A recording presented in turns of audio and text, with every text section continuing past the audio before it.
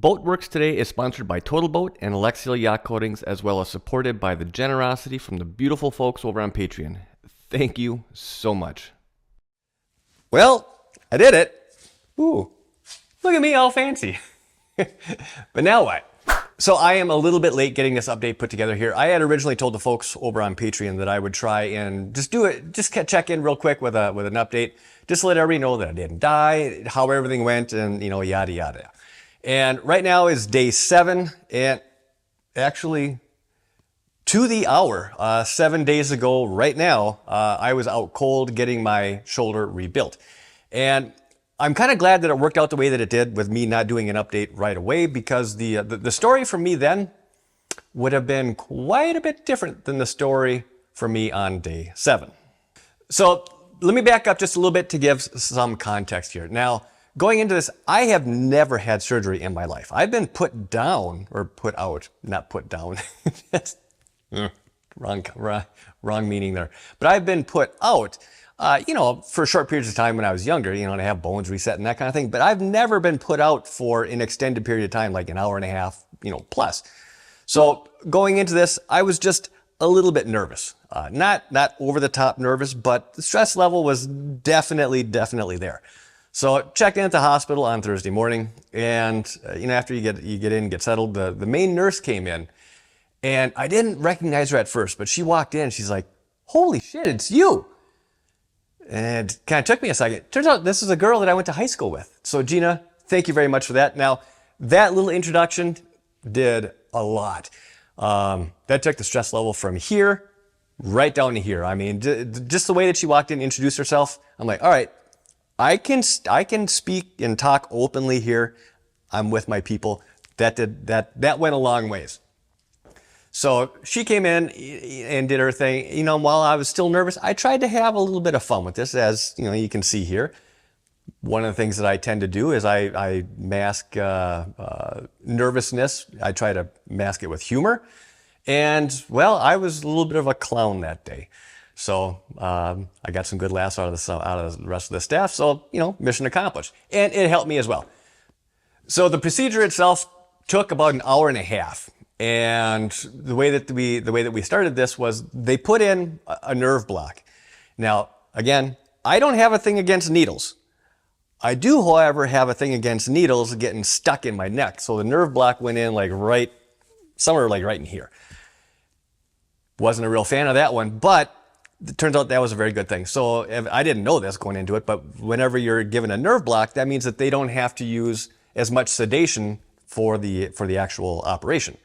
So I was just, after the block, I just had general anesthesia instead of having to go into, with deep, I didn't have to be deeply sedated, right?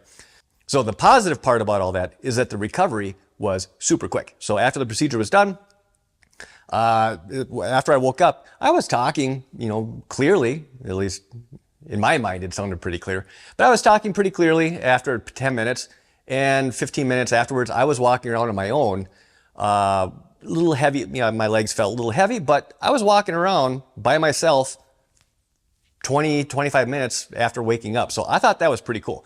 Now, because of the nerve block, I didn't feel jack. I mean, nothing. My arm was essentially paralyzed. I mean, from the neck down, I could move some of my fingers a little bit, but that was about it. I mean, my shoulder and my neck and my arm, most of my fingers, they were just dead to the world. And I was told by the nurse that, these blocks, they tend to last, 2, maybe 3 days. And I'm thinking, all right, well, that's pretty cool. If this thing is going to last that long, most of the uncomfortable times, during the initial healing, that will be behind me by the time this block wears off, and then it's going to be a cakewalk. Now, at this time, I didn't have an understanding as far as what all was actually done, during the procedure. I knew I had a basic idea of what was supposed to be getting done, but I didn't know the extent of what actually ended up having to get done. So get home, and I wasn't able to meet with the doctor right away. As soon as he wrapped up with me, he did a rinse and repeat and jumped into another procedure.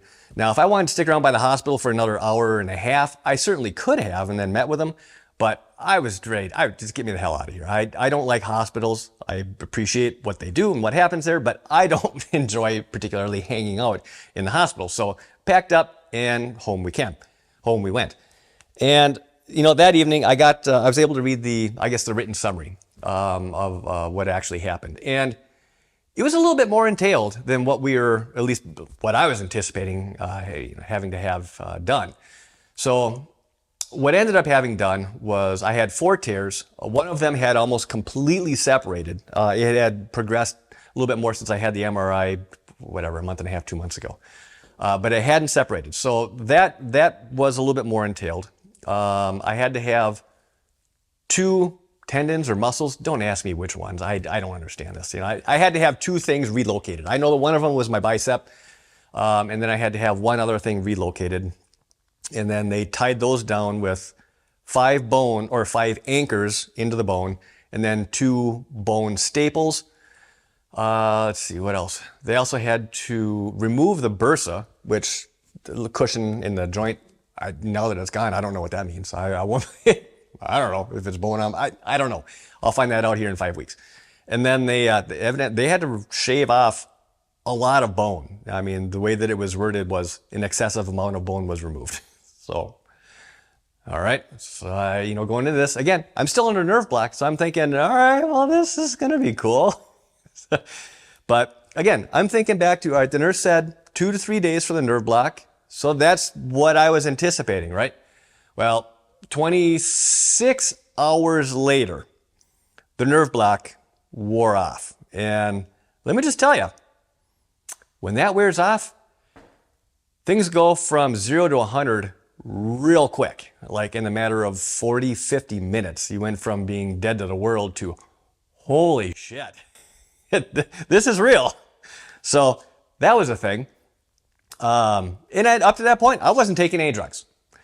I didn't need to. And I'm one of those that if I don't have to take something, I'm not going to take it. Well, when I started to feel it, things kind of coming back to life here, I took a couple Tylenol thinking, all right, it is what it is. Well, give that another hour and I'm sitting here sweating like a pig, pacing the house, really uncomfortable. So pop a Percocet. I didn't want to. I was allowed to take 2, but I only took 1. And that helped immensely. It didn't completely mask it, and I wasn't expecting it to, but it took it down a few notches to the point where it was very manageable, right? Not comfortable, but very manageable. So getting back to the way that I started this video, I was originally going to do my recording the morning after the surgery when I was still knocked dead, numb to the world. The story for me then would have been, this is going to be a cakewalk. I don't know what, all the horror stories, I don't have any idea what they're talking about. This is going to be easy. Well, the story now, not so much. It's still been, overall, it's still gone extremely well. For the most part, I don't really take any meds. During the day, I don't take anything, Tylenol or anything. I do take a Percocet at night before I go to bed. I have learned that pain doesn't register up here, but my body might still be going through some stuff. So, what was happening the first couple of nights is, I'm sleeping in a recliner. I've got this ice jacket thing going on. And so it's not exactly the most comfortable sleeping, but I'll do my best to kind of nod off, and I'll wake up at like 1 or 2 in the morning, again, sweating like a pig and just restless legs. Horribly antsy legs. And just like, it feels like your skin is just crawling, but I'm not feeling my brain's not telling me, hey, dumbass, you're in pain, take something. That just wasn't registering.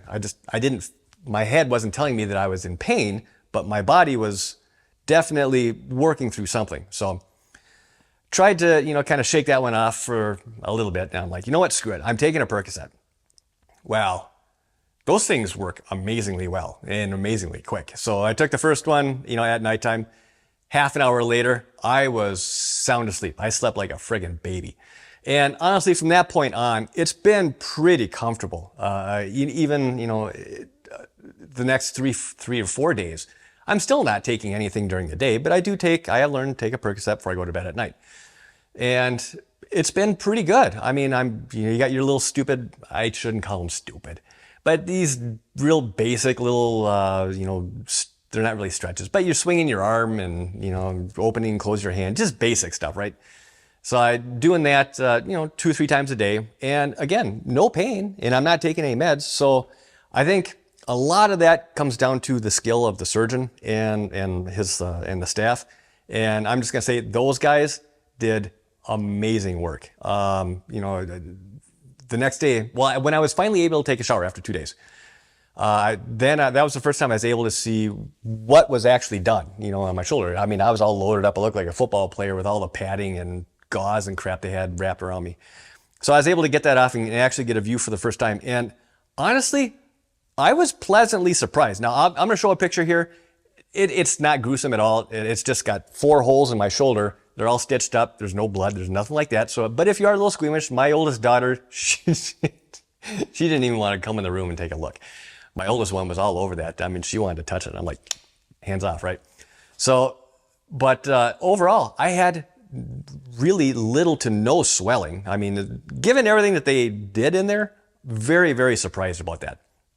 Now on day 7, I do have some bruising and stuff going down, my bicep where they had to rework that one. But overall, I think it looks great. No sign of infection, which is awesome. The swelling was non-existent for the most part. And the pain, for the most part, other than that one afternoon, was also pretty much non-existent. So I honestly, I could not have hoped for this to have gone any better. So if there is one bit of advice that I can offer, for anybody that has something like this coming up, it doesn't necessarily have to be your shoulder, but any kind of, this type of operation, hip, knee, shoulder, whatever it may happen to be, do your homework and don't be afraid to call around and essentially do a bit of an interview with your doctors. Because I am 100% convinced that is the X factor here in how I'm doing now. My doctor has a very, very strong reputation. He does, what do you say? He's done almost 4,000 of these over the years, and this is what he specializes in. And I guess maybe that's maybe more of the point is, for whatever it is you're going for, find someone that specializes in that one, maybe 2 things, and that's it. We've all heard that expression, the jack of all trades, but can't do any one of them very well. Well, find a guy that does 1, maybe 2 things, or girl, and that's going to be your best bet. Because I've heard and I've seen, I went down the YouTube rabbit hole. Maybe I shouldn't have. Maybe that's what led up to all my anxiety going into this. But, I've heard horror stories, and these types of procedures, again, whether it's hip, knee, shoulder, whatever it may happen to be, there's always, it's very one side or the other. It's either the best thing that they've ever done or is the absolute worst decision that these, people have ever made. And that 100% squarely comes down on the surgeon. So even if you've got to drive an hour, 2 hours, 5 hours away, whatever, fly across the freaking country, it is well worth it. You get one shot at this, and the guy that's flying that plane, you want them to be the best pilot, available. That's it. I'm just going to leave it at that. So as far as the recovery, I'm not anticipating it being all that bad. I know it's not going to be a cakewalk, but I don't think it's going to be all that bad. Yeah. I know that there are a few of you out there behind your screen sitting there just laughing, thinking, this stupid bastard has no idea what he's in for. And maybe so, but regardless, I'm going to try and keep a positive attitude. So work with me on this. When I'm able to let my arm hang down, I'm not feeling any tightness or stretch, like I've got to stretch things out. Everything feels pretty comfortable. So now it's just going to be a matter of just letting those new connections heal and then obviously, rebuilding my strength. I've got high hopes. Don't pop my bubble. I know there are horror stories out there and I've probably watched them. But honestly, overall, I don't think this is going to be all that bad. So going forward, what does that mean? So I think, I think it's safe to say for the next few months, 3-4-ish months, I'm probably going to be, for lack of better words, a bit of a gimp. But I do have a plan in place, and this is something that I've been kind of trying to put together here for the last couple of months. Now, for the next few weeks, I've got some videos of my own that I have in the hopper here that I'm going to be putting together that are, boat related, getting back to boat stuff. And then the trip that I was on in Rhode Island, well, the 2 trips. So I was in Rhode Island 2 of the past 4 weeks now, something like that. And while I was there at the headquarters of Total Boat, we recorded a lot of stuff. Now I haven't gotten that actual footage back yet, but I know I will. And there's a lot of content there, a lot of topics to cover. And that was back, before I was a one-winger. And so I was actually able to get some stuff done. So I think there's going to be a lot of material there to work with. So at least for the foreseeable future, for the next few months, I will still be able to put together some regular boating content. So that's the plan, at least. We shall see. I may be singing a completely different song once PT starts here in 2 weeks. But I don't think this is really going to be as rough of a ride as some folks have had to go through. So I'm not going to go on and on about this. This was really just supposed to be a quick check-in, kind of an update, just to let those that are interested, let everybody know kind of how things went, where things are at, and that kind of stuff. So also I want to give a thank you. I've gotten a lot of PMs and DMs. PMs? I think they're the same thing, aren't they? Anyways, a lot of emails and messages from folks, just kind of checking in, wishing the best, that kind of thing. So thank you for that. I appreciate it. But I'm going to button this up, and I will see you again in the next video, which will be on next Friday for patrons, and then it'll be posted here on YouTube on Sunday morning at 9 a.m. So I'll see you then. Have a great week. This has been a Boatworks Today production.